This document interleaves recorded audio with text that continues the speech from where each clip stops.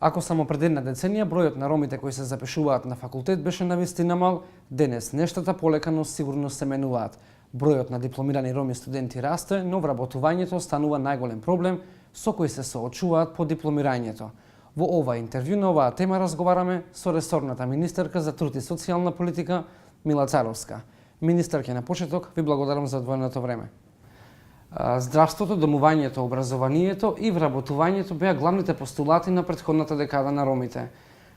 Дали сметате дека Македонија го искористи доволно потенцијалот од претходната декада за подобрување на ситуацијата на ромите? Нешто што како клучен резултат може да го издвоиме од целата декада е тоа дека истата таа ја наметна политички агендата за унапредување на состојбата на ромите во државите кои што се членки на декадата и дека конечно Македонија и почна да го гледа како институционално прашање, што е навистина голем резултат. Ако почнавме од нула, добивме многу. Прво дискутираме по прашањето, издвојуваме буџет и имплементираме програми. Какви резултати постигна декадата? Мислам дека е многу добро да се консултирате и со граѓанските организации. Имаме доста извешти кои што кажуваат кои се резултатите од самата декада, но важно е дека јас како од сега од позиција на министерка гледам дека ова е институционално веќе прашање и се дискутира и е тоа добар резултат кој што можеме да го потенцираме. Останува прашањето што понатаму ќе правиме и како ова постигнување дека ова институционална тема и политичка тема сега навистина ќе треба во пракса да даде резултати за зголемен број на вработувања, за унапредена здравствена состојба на ромите во државата, што со оние кои што се долгорочно приматели на социјална парична помош, што со децата кои што немаат пристап до образование. И мислам дека ние како влада толку сме фокусирани на ова прашање и детално го работиме. Регионот исто така има активности кои што сметам дека и како регион треба да заеднички ги имплементираме. Во делот на вработување, што е во мојот ресор, сите останати теми ќе треба да ги разговарате со соодветните министри, сметам дека во 2018 година ќе имаме пакет на мерки за активација кои што ќе бидат прилагодени на потребите на ромите и критериумите ќе бидат адаптирани за да имаме искористеност. Зашто во минатото имало некакви обиди, но се видело дека нема искористеност, па ги тргнале од активни мерки за вработување како посебна група на граѓани. Јас сметам дека треба да се вратат и да се понуди пакет кој што ќе го извлече семејството од сиромаштво и ќе го стави на пазар на вработување. Оние кои што се со ниско образование, оние кои што се со високо образование, морам да потенцирам дека државата има проблем воопшто со вработување. Значи имаме голема невработеност и треба да го земеме и тоа во предвид, но по друга страна во регионот се направи едно истражување каде што покажува дека бизнис компаниите дискриминираат и дека не би вработиле лице кои што од ромска етничка припадност. Тоа е вториот сегмент на кој што ние треба да работиме, да се намали дискриминацијата заради тоа што и ромското лице и неромското лице или од друга етничка припадност, не е важно, кој што завршило високо образование треба да го мериме согласно компетенциите, не согласно етничката припадност и тоа е нешто кое што сериозно треба да го разгледаме. Така, тоа беа резултатите околу Балкански барометар кој што ги презентираа на регионалната конференција во Тирана.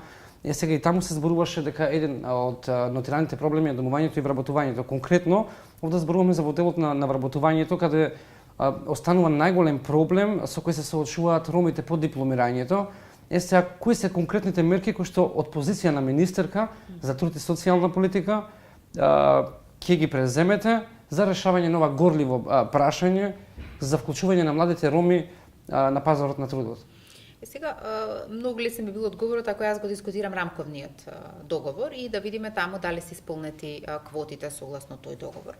Но јас ќе го погледнам целото прашање од една друга перспектива, а тоа е што со реалниот пазар, заради тоа што реалниот пазар создава дополнителна добивка, а не администрацијата во државата. Администрацијата треба да се професионализира и во неа треба да имаме и роми, и нероми, и други етнички групи, но таа треба да си е профилирана како државна администрација, не да ја полниме заради така усогласување на некои норми во државата.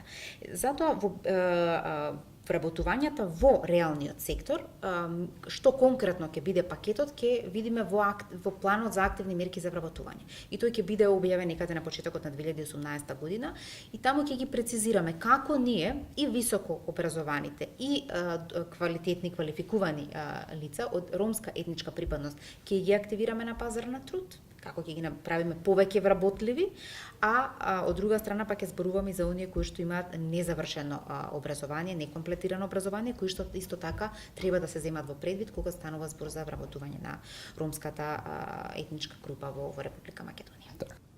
Ромите се вклучени и во законодавната и во извршната власт, но прашањето е дали идните генерации на младите роми треба да целат кон јавна администрација или можеби ќе се преземат мерки за активно вклучување на оваа категорија на млади да бидат носители на менаџерски функции и како да се подобри ситуацијата со вработувањето на ромите во приватниот, односно бизнис секторот.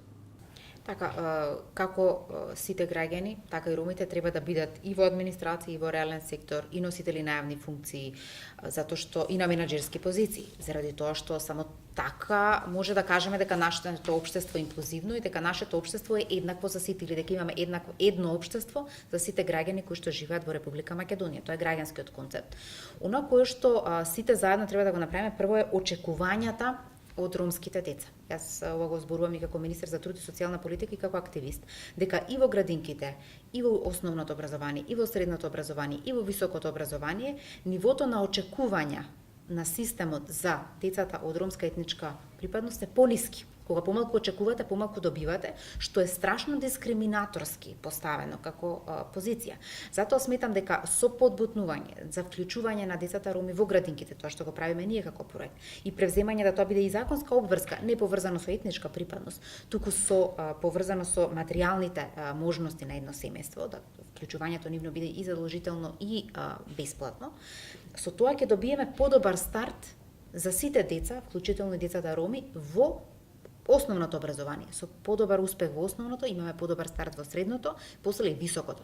Но не е само циклусот на образование, туку што ќе се стекнат, со какви вештини ќе се стекнат овие деца во текот на образование, за да бидат вработливи.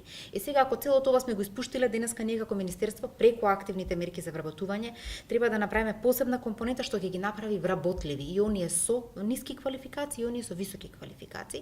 Токму затоа таму се фокусира новата мерка која што ќе ја пласираме во 2018 година. Граѓанскиот сектор на големо ја искритикува нацрта стратегијата за сеопфатно образование во делот дека не предвидува теоретското знаење да се пренесе во пракса. Дали тоа значи дека и понатаму ќе се продолжи со она постапка да мериме квантитет, а не квалитет, бидејќи критикуваат дека потребно е пократок временски период за еден акционен план, а да не биде на долгорочен, бидејќи велат дека на тој начин ќе нема простор за да измерат што било направено во тој краткорочен период. Македонија воопшто со создавање на систем за унапредување на вештините на младите луѓе има проблем, заради тоа што стручното образование, насочетеното образование се игнорирани и исто така од голема група на граѓани стигматизирано е стручното образование, што е погрешно. Треба да се врати стручното образование како примат, но она кое што сега го работиме младенската гаранција, која што ќе се однесува на сите млади луѓе во Македонија. Затоа што ние бараме од младите лица да завршат образование, средно или високо образование, и одеднаш треба да се вработат во компанија која што бара 3 години искуство, да има 2 години искуство, 6 месеци и така натаму. Каде да го стекне тоа искуство? Токму затоа младенската гаранција ќе нуди стажирање или практиканство, а затоа носиме па и закон за практиканство, го работиме заедно со USAID и сите други релевантни чинители, за да можеме на младото лице да му понудиме место каде што ќе се стекне со потребните вештини за да биде активно на пазар на труд и да може да аплицира во повеќе фирми од реалниот сектор. Поради тоа што реалниот сектор или бизнис секторот во кој што имаме ние голема маса на невработени лица, тој може да избира. Нема недостиг, така, има недостиг на некои гранки, но тие гранки па воопшто никако држава не ги ни градиме, ниту па инвестираме во некои групи на професии каде што навистина има недостаток. И младите лица со завршено високо образование и диплома за високо образование, кој да е квалитетот, не сака да се врати да биде машинобравар или да биде заварувач, а такво нешто е потребно. Токму затоа сметам дека сега сме во преструктурирање и поврзување помеѓу побарувањата и понудата на пазарот на труд, а тоа можеме да го направиме само со соработка помеѓу образование, економија, Министерство за труд и социјална политика, и токму тука и младинската гаранција ги поврзува овие сектори и ќе даде основа да видиме, ние ќе пилотираме во 2018, нема со национална имплементација да почнеме во 3 општини и ќе видиме кои се резултатите од тие 3 општини, па после ќе го пресликаме на национално ниво и ќе модификуваме согласно потребите. Youth Guarantee како модел одлично функционира нели во дел од европските држави, па ќе видиме тоа, претпоставувам дека од септември наредната година ќе се започне со пилотирање на Така, овој сметаме и модел. порано дека ќе пробаме да го направиме. Го користиме моделот на Словенија и Меѓународната организација на труд. Тие се двете клучни искуства кои што ги црпиме за да донесеме национално решение кое што ќе биде адаптирано и кое што ќе даде резултати во Македонија. Многу скоро, веројатно до кај март некаде би требало да излеземе со информација каде пилотираме и како правиме тоа. Како ќе го регулирате практиканството и волонтерството, бидејќи се до сега имаше проблем во однос на дефинирање и прифаќање. Голем дел од, да речеме, бизнис заедницата, младите кои што аплицирале се ставаат во категорија на волонтери, а при тоа се информираат дека се практиканти. Дали треба посебен закон за волонтери, посебен закон за практиканти? Македонија, како и по многу работи, така и овде ги измешала и брзините и насоките во кои што се движела. Волонтерството не е исто што и практиканство. Волонтерството во моментов е дозволено во јавни установи и државна администрација. Да, но реалниот бизнис каде да го спрема својот кадар и како да му даде шанса на кадарот да се припреми за да влезе во неговата фирма. Волонтирањето е нешто кое што значи моето слободно време јас го давам за одредена цел. И тоа може да биде сешто.